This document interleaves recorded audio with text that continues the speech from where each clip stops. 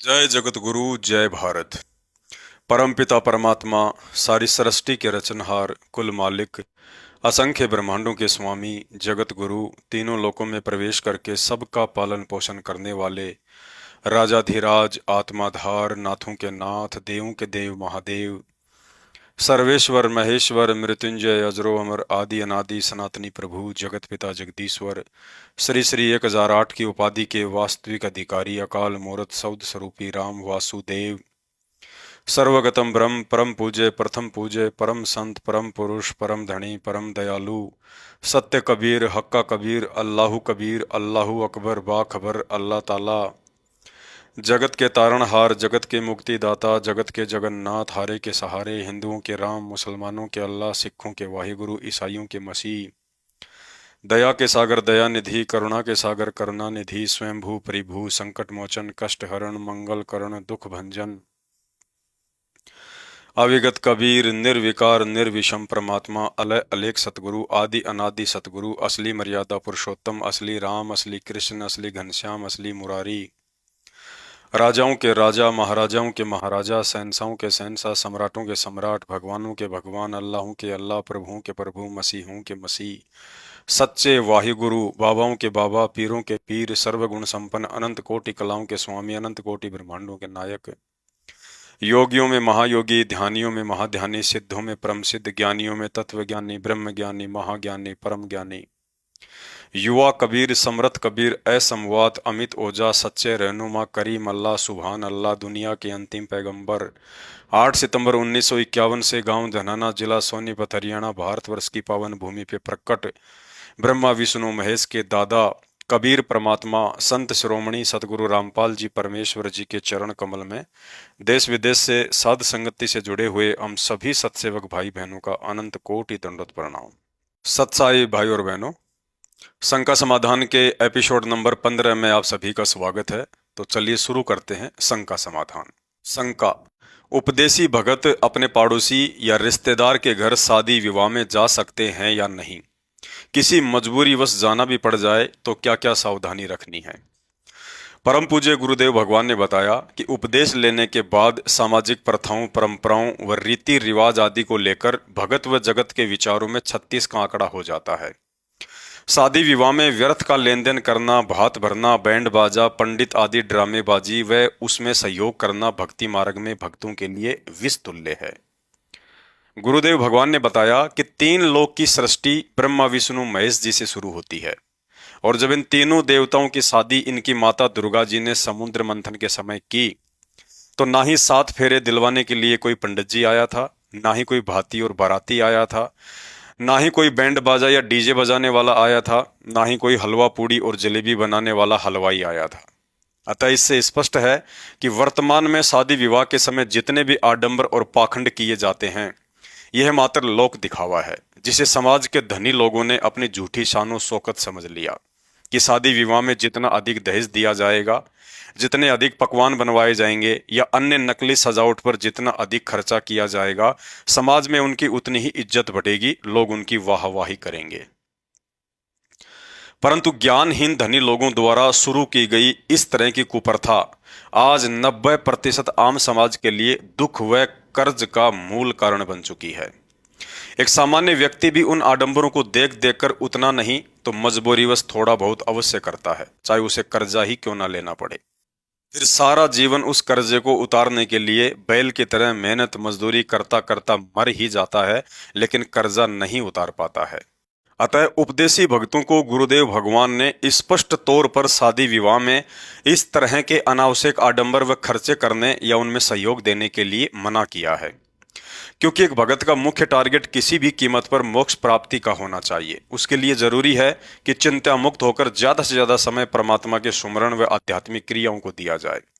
इसके विपरीत यदि हम भक्ति करते करते भी इन व्यर्थ के सांसारिक चौंचलों में उलझे रहे कि इनका लेना है, उनको देना है, आज वहाँ शादी में जाना है, आज वहाँ इतना खर्चा हो जाएगा, इतना पैसा कहाँ से लाऊंगा, आज उसके बच्चे का जन्मदिन है, उसने हमारे बच्चे के जन्मदिन पर ये गिफ्ट दिया था, अब हमने भी देना पड़ेगा, शादी में जीजाजी क्यों नहीं आ रहे, उन्हें किस बात की नाराजगी है, चलो उन्हें मनाने चलते हैं, अगले महीने शादी की सालगिरह है, कम से कम 50 लोगों के लिए तो खाने की व्यवस्था करनी पड़ेगी। बैंक्वेट हॉल का मिलाकर कम से कम 1 लाख रुपए का खर्चा तो आ ही जाएगा। अर्थात इन व्यर्थ के लेन देन में पड़कर सारा जीवन या तो बैल बनकर कमाते रहो या किसी से उधार लेकर फिर कमा कमा कर किस्तें भरते रहो। और काल यही चाहता है कि इन आत्माओं को जो ये 50-60 वर्ष का मानव जीवन मिला है, इस अनमोल समय का सदुपयोग चिंता मुक्त होकर भक्ति ना करवाकर यूं ही लेन देन और तेरा मेरी के चक्कर में डालकर वापस 84 के फेरे में डाल दूं। भाई और बहनों, पिछले 28-30 वर्षों से सत्संगों के माध्यम से हमें इन दलदल रूपी सामाजिक कुप्रथाओं से बाहर निकालने के लिए गुरुदेव भगवान ने दिन रात एक कर रखी है। अब यदि उपदेशी होकर भी हम भाई बहन इन शादी विवाह, जन्मदिन, भात छूचक या व्यर्थ की परंपराओं से पीछे नहीं हटे या इन कार्यक्रमों में शामिल होकर यूं ही सहयोग करते रहे, तो हम लोग भक्ति नहीं बल्कि भक्ति करने का ढोंग कर रहे हैं और गुरुदेव के साथ साथ खुद के साथ भी बहुत बड़ा धोखा कर रहे हैं तथा इस धोखे की सजा फिर अगले जन्मों में गधा, कुत्ता, सूअर आदि बनकर असंख्य जन्मों तक भुगतनी पड़ेगी। शंका, यदि किसी मजबूरी वश शादी विवाह में जाना भी पड़ जाए तो क्या क्या सावधानी रखें? यदि आपने गुरुदेव भगवान के सत्संगों को ध्यान से सुना और समझा होता तो यह मजबूरी वाला शब्द आपकी जुबान पर आ ही नहीं सकता। अच्छे से ज्ञान समझ में आने के बाद अपना आत्म कल्याण और गुरु वचन की ही चिंता होने लगेगी। उसके बाद दुनिया की कोई भी मजबूरी आपकी मर्यादा खंडित नहीं करवा सकती। आप भी मीराबाई और मंसूर की तरह अपने गुरुदेव के वचन और मर्यादाओं की लाज रखने के लिए घर, परिवार, समाज, रिश्तेदार और दुनिया सबसे टकरा जाओगे। गुरुदेव भगवान का सख्त आदेश है कि उपदेश लेने के बाद अपना या बच्चों का जन्मदिन मनाना या किसी के जन्मदिन में शामिल होना या किसी भी देवी देवता के धार्मिक अनुष्ठान व जागरण, भंडारे आदि में भूल कर भी शामिल नहीं होना है। रही बात शादी विवाह में जाने की, तो ज्ञान में कमजोर भक्तों के लिए गुरुदेव भगवान ने बताया कि आपको जाना भी पड़ जाए तो वहां किसी भी आडंबर, लेन देन व पूजा पाठ में शामिल नहीं होना है और ना ही सहयोग करना है। एकांत में बैठकर अपना भजन कीजिए या किसी रिश्तेदार के साथ भक्ति मार्ग की चर्चा कीजिए। लेकिन हम सब जानते हैं कि पाखंड की दुकान पर जाकर यदि साधु बनने की कोशिश करेंगे तो हंसी मजाक के पात्र ही बनेंगे। अतः ज्ञान आधार तो यही कहता है कि ऐसे भक्ति विरुद्ध कार्यक्रमों में जाने से बचना चाहिए। कहते हैं, मूर्ख की प्रीत बुरी, जुए की जीत बुरी, बुरे संग बैठ चैन भागे ही भागे, काजल की कोठरी में कैसा भी यत्न करो, काजल का दाग भाई लागे ही लागे। क्योंकि शादी विवाह में जाकर आप कितना भी बचने का प्रयास क्यों ना करें, आपके अंदर ज्ञान व दृढ़ता की कमी के चलते किसी न किसी कारणवश मर्यादा अवश्य खंडित होगी। यदि फिर भी आप कहते हैं कि मैं शादी में गया था लेकिन मेरी कोई भी मर्यादा खंडित नहीं हुई, तो यह भी आपकी बहुत बड़ी भूल है। क्योंकि आपके गुरुदेव सतगुरु रामपाल जी भगवान के द्वारा सांसारिक शादी विवाह के विरुद्ध रमैणी के माध्यम से शादी करने की एक नई पवित्र शुरुआत कर दी गई है और उनका आदेश भी है कि हमने केवल रमैणी के माध्यम से ही अपने बच्चों की शादियां करनी है। और उसके बावजूद भी आप अपने गुरु वचन को लांग कर उन्हीं परंपराओं, सांसारिक शादी विवाह में आना जाना नहीं छोड़ रहे हैं, तो ध्यान रहे, वहां जाने से उस पाखंड में आपका भी सहयोग माना जाता है। उदाहरण के लिए, आपने तो बीड़ी पीना छोड़ दिया लेकिन दूसरों को पिलाने में अभी भी सहयोग कर रहे हैं, तो आप उस बीड़ी पीने वाले व्यक्ति से अधिक दोषी हैं। ठीक इसी प्रकार नाम उपदेश के बाद आपने तो शादी विवाह की जगह रमैणी से अपने बच्चों का विवाह करना शुरू कर दिया, लेकिन आड़ोस पड़ोस व रिश्तेदारी में शादी विवाह में जाना नहीं छोड़ रहे हैं, तो आप उन जगत वालों से अधिक दोषी बन रहे हैं। क्योंकि उन्हें तो तत्व ज्ञान नहीं है, इसलिए नहीं छोड़ पा रहे हैं, लेकिन आप तो ज्ञान होने के बावजूद भी पाखंड में सहयोग कर रहे हैं। तो परमात्मा की नजरों में अधिक दोषी आप हैं, ना कि जगत वाले। इसलिए सत्संग सुनकर गहनता से विचार करें और उन पर अमल करना शुरू करें। अन्यथा असंख्य युगों के बाद बड़ी मुश्किल से भगवान ने अपनी शरण में लिया है। यदि इस 2 दिन की झूठी यारी और रिश्तेदारी के चक्कर में पड़कर भगवान को रुष्ट कर दिया तो फिर लेने के देने भी पड़ जाएंगे। शंका, बच्चों की रमैणी कैसे करें व किन किन मर्यादाओं का ध्यान रखें? गुरुदेव भगवान ने बताया कि बच्चों का विवाह संस्कार परमात्मा के द्वारा उनके जन्म से पहले ही निर्धारित कर दिया जाता है। अतः उपदेश प्राप्त करने के बाद भगत को अधिक चिंता अपनी भक्ति व मर्यादाओं की होनी चाहिए, ना कि बच्चों के विवाह की। यदि बच्चे अनुपदेशी हैं तो उन्हें उनका संस्कार ही मिलेगा, अर्थात शादी होगी या नहीं होगी, कब होगी, कैसे घर में होगी, लड़का या लड़की का व्यवहार कैसा होगा, रिश्ता बीच में टूटेगा या आजीवन ठीक रहेगा, आदि आदि। और यदि बच्चे उपदेशी हैं तो उनके संस्कारों की बागडोर परमात्मा के हाथ में आ जाती है। उसके बाद माता पिता उनके शादी विवाह के विषय में अधिक चिंतित ना होकर इसका फैसला अपने गुरुदेव भगवान पर ही छोड़ देना चाहिए। फिर समय अनुसार गुरुदेव भगवान किसी को भी निमित्त बनाकर सारी व्यवस्था स्वतः ही करवा देते हैं। शंका: यदि बच्चों ने पहले से ही एक दूसरे को पसंद कर रखा है तो माता पिता को क्या करना चाहिए? रमणी के लायक युवा उपदेशी बच्चों को गुरुदेव का भक्ति विधान सदा याद रहना चाहिए कि शादी से पहले आपने किसी भी लड़की या लड़के को अपने होने वाले पति या पत्नी की नजरों से नहीं देखना है। ना ही किसी सत्संग या सेवा में रहते हुए उपदेशी लड़के या लड़की ने आपस में शादी की बात करनी है। किसी भी उपदेशी लड़के या लड़की ने शादी से पहले ना ही तो अश्लील बातें करनी है और ना ही किसी भी तरह का शारीरिक संबंध स्थापित करना है। जब तक आपके माता पिता के द्वारा आपकी रमणी संपन्न नहीं करवा दी जाती है या माता पिता नहीं हैं तो किसी और सत्संगी के माध्यम से रमणी संपन्न नहीं हो जाती है, तब तक सत्संगी होने के नाते एक दूसरे के साथ भाई बहन के रिश्ते में ही रहना है। यदि आपको विश्वास है कि भगत के संस्कारों की बागडोर गुरुदेव भगवान के हाथ में है और समय आने पर मेरी कोशिश के बिना भी वह संस्कार अवश्य जुड़ जाएगा, उसके लिए चाहे माता पिता निमित्त बने या कोई रिश्तेदार या अन्य भगत भाई बहन, तो उसके बाद अपनी किसी भी गुरु बहन से अपने रिश्ते की बात खुद ने नहीं करनी चाहिए। अन्यथा शादी से पहले अपनी गुरु बहन को पत्नी की नजरों से देखना मर्यादाओं के विपरीत है। शंका: मैं उपदेशी हूं, मेरी उम्र 25 वर्ष है, लेकिन माता पिता अनुपदेशी हैं। उनकी जानकारी के बिना एक लड़की को पसंद कर रखा है, हम दोनों शादी करना चाहते हैं, क्या करें? यदि आप दोनों उपदेशी हैं और माता पिता की जानकारी के बिना एक दूसरे को पसंद कर रखा है तो शादी से पहले भूलकर भी शारीरिक संबंध स्थापित ना करें। शादी से पहले भाई बहन वाला रिश्ता ही कायम रखें। भले ही आपके माता पिता अनुपदेशी हैं, फिर भी आपका कर्तव्य बनता है कि आप दोनों अपने माता पिता के सामने शादी का प्रस्ताव अवश्य रखें। यदि दोनों पक्षों से माता पिता शादी के लिए अनुमति दे देते हैं तो आपजी मर्यादा के साथ रमणी पद्धति से ही शादी करें। यदि लड़का लड़की दोनों के माता पिता अनुपदेशी हैं और रमणी के द्वारा शादी के प्रस्ताव से सहमत नहीं हैं, तो ऐसी स्थिति में माता पिता की आज्ञा व सहमति के बिना शादी करना एक सत्संगी के लिए उचित नहीं है। इसका समाधान यही है कि आप अपने पूज्य गुरुदेव भगवान से इस विषय में प्रार्थना करें और जैसा भी आदेश मिले फिर वैसा ही करें। शंका: मैं उपदेशी हूं तथा माता पिता अनुपदेशी हैं, लेकिन माता पिता अपनी पसंद की लड़की से मेरी शादी करना चाहते हैं, ऐसी स्थिति में क्या करें?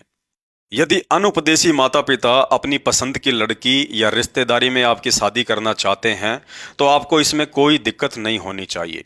माता पिता कभी भी अपने बच्चों का बुरा नहीं सोचते हैं, लेकिन ऐसी स्थिति में आपको अधिकार है कि आप लड़की के माता पिता के सामने अपनी भक्ति मर्यादाओं के विषय में खुलकर चर्चा करें। दहेज रहित व किसी भी तरह के आडंबर व पाखंड रहित रमणी पद्धति से शादी करने का प्रस्ताव खुलकर रखें। यदि उन्हें आपकी शर्त मंजूर है तो आप जी शादी के लिए हाँ कर दें, अन्यथा आपको शादी का प्रस्ताव ठुकराने का पूरा अधिकार है, चाहे आपके माता पिता राजी रहें या नाराज रहें, क्योंकि आत्म कल्याण व मर्यादाओं को लेकर किसी भी कीमत पर समझौता नहीं किया जा सकता है। शंका: मैं उपदेशी हूं, दोनों पक्ष रमणी के द्वारा मर्यादाओं के अंतर्गत मेरी शादी करने को तैयार हैं, लेकिन लड़की अनुपदेशी है, क्या अनुपदेशी लड़की से मेरा शादी करना उचित होगा? कोई भी व्यक्ति जगत से ही भगत बनता है। आप जी शादी से पहले लड़की के सामने अपनी भक्ति व मर्यादाओं को लेकर खुलकर चर्चा करें। यदि लड़की शादी के उपरांत आपकी भक्ति में बाधा उत्पन्न न करने का वचन देती है तो आप जी शादी कर सकते हैं, और कोशिश करें कि उस आत्मा को भी ज्ञान समझाकर तथा अपने व्यवहार से प्रभावित करके गुरुदेव से नाम उपदेश दिलवाने का प्रयास करें। शंका: भक्ति मार्ग में कोर्ट मैरिज करना उचित है या अनुचित? कोर्ट मैरिज अक्सर वे लोग करते हैं जो शादी को लेकर अपने माता पिता के फैसले से नाखुश होते हैं या उनके माता पिता अपने बच्चों के फैसले से नाखुश होते हैं। यदि भक्ति मार्ग में कोर्ट मैरिज करना उचित होता तो सतगुरु रामपाल जी भगवान ने रमणी पद्धति से शादी करवाने की आवश्यकता नहीं पड़ती। अतः जल्दबाजी में, अज्ञानता में या भावनाओं में बहकर इस तरह के फैसले करना भविष्य में दुख का कारण बनता है। पूज्य गुरुदेव जी हम आत्माओं को ज्ञान व भक्ति देकर कलयुग में सतयुग जैसा एक ऐसा माहौल पैदा करना चाहते हैं जहां बच्चे अपने माता पिता व गुरु को मन कर्म वचन से भी चोट ना पहुंचाएं, जहां बच्चे सदा ये सोचकर माता पिता व गुरुदेव की उस प्रत्येक आज्ञा का पालन करें जो उनके भक्ति मार्ग में सहयोगी होती है, कि माता पिता व गुरु कभी भी अपने बच्चों का बुरा नहीं चाहते। यदि हम माता पिता की आज्ञा व गुरुदेव के भक्ति विधान के विपरीत जाकर कोर्ट मैरिज करते हैं तो ये सभी को दुखी करने जैसा कर्म है। और यह भी सत्य है कि माता पिता व गुरु की आत्मा को चोट पहुंचाकर किया गया कोई भी कर्म सफलता की सीढ़ी नहीं चढ़ पाता। अतः सतगुरु रामपाल जी भगवान ने अपने भक्तों को जिस रमैणी पद्धति से शादी करने का आदेश दिया है, हमने उसी पद्धति से अपने बच्चों का विवाह करना है। ज्यादातर लोग कोर्ट मैरिज इसलिए करते हैं क्योंकि उन्हें रिश्तों पर भरोसा नहीं होता है, परंतु भगत को सच्चे मन से सीधे तरीके से भक्ति कर्म करते हुए चलना होता है। यदि आपको कहीं मैरिज सर्टिफिकेट की आवश्यकता पड़ती है तो आप कोर्ट में जाकर अपनी शादी को रजिस्टर्ड करवा सकते हैं, इसमें कोई दोष नहीं लगता। सन 2014 बरवाला कांड के उपरांत साध संगति के अभाव में आज संगत में होने वाली 50% रमैनियां साल 6 महीने के अंदर ही टूटती जा रही हैं। सैकड़ों बहनों का जीवन नरक बन चुका है। अतः काल प्रेरित सतलोक आश्रम मैनेजमेंट हरियाणा से जुड़ी आत्माओं से प्रार्थना है, रमैनी के विषय में साध संगति से जुड़कर सोच समझकर ही कदम उठाएं तथा रमैनी को रामायण बनाकर पूज्य गुरुदेव जी की बदनामी का कारण बनने से बचें। शंका: उपदेश प्राप्त भक्तों ने बच्चों की रमैनी में क्या क्या सावधानी रखनी है? यदि गुरुदेव भगवान आश्रम में हैं तो सर्वप्रथम उनकी आज्ञा लेकर उनकी अनुपस्थिति में आश्रम में ही रमैनी करें, या जैसा भी आदेश मिले वैसा ही करना चाहिए। आज वर्तमान 2024 में पूज्य गुरुदेव जी हिसार जेल में बैठे हैं और बाहर आश्रमों में उनके नाम से धार्मिक धंधा शुरू हो चुका है। अतः ऐसी स्थिति में ज्ञान को आधार बनाकर मैरिज हॉल या टेंट आदि के अनावश्यक खर्चों से बचते हुए दोनों पक्षों में से किसी एक के घर पर ज्यादा से ज्यादा 15 से 20 व्यक्तियों की मौजूदगी में साधारण तरीके से ही रमैनी संपन्न करें। रमैनी में प्रतिदिन घर पर बनने वाले साधारण भोजन की तरह ही भोजन की व्यवस्था करें। मिठाई के रूप में ज्यादा से ज्यादा खीर व हलवे को शामिल कर सकते हैं। दुनिया की देखा देखी अनावश्यक खर्चा व दिखावा करेंगे तो दोनों पक्ष परमात्मा के दोषी बनेंगे। रमैनी के दौरान किसी भी सांसारिक परंपरागत रीति रिवाजों को फॉलो नहीं करना है, जैसे पंडित बुलवाना, टीका या लगन देना, भात भरवाना, बारातियों की भीड़ लेकर आना, दहेज का लेन देन करना, मुहूर्त निकलवा कर रमैनी करना, सोने चांदी या नकली आभूषण पहनकर रमैनी में बैठना, दुनिया की तरह शादी विवाह वाले फैंसी कपड़े पहनाकर लड़का लड़की को रमैनी में बैठाना, विदाई के समय लड़की या माता पिता के द्वारा रोने धोने का नाटक करना आदि के चक्कर में बिल्कुल नहीं पड़ना है। रमैनी के दौरान लड़का लड़की ने ना ही तो हाथों में मेहंदी लगवानी है और ना ही कोई मेकअप आदि करवाना है। रमैनी के बाद विदाई के समय रिश्तेदारों को तिलक लगाकर विदा करना, जुहारी में पैसे, घड़ी, सोने चांदी की चैन आदि देकर अपने कर्म नहीं फोड़ना है। रमैनी के बाद अपने रिश्तेदारों को या यार दोस्तों को इकट्ठा करके रिसेप्शन पार्टी देकर कोई भी फालतू की ड्रामेबाजी नहीं करनी है। ध्यान रहे, काल प्रेरणावश इस दौरान आपके समाज या रिश्तेदारों की तरफ से यदि किसी बात को लेकर संघर्ष का सामना भी करना पड़े तो गुरुदेव भगवान पर विश्वास रखते हुए उन्हें अज्ञानी बालक समझकर लड़ाई झगड़ा या क्रोध करने से बचना है। यदि आप चुप रहेंगे तो कुछ समय उपरांत वे खुद ही शांत हो जाएंगे। तो शंका समाधान में आज केवल इतना ही। शंका समाधान के और अधिक वीडियो देखने के लिए हमारे Facebook page Pawan Das is live को फॉलो करें। वीडियो अच्छा लगे तो शेयर करें। बंदी छोड़ सतगुरु रामपाल जी परमेश्वर जी की जय हो।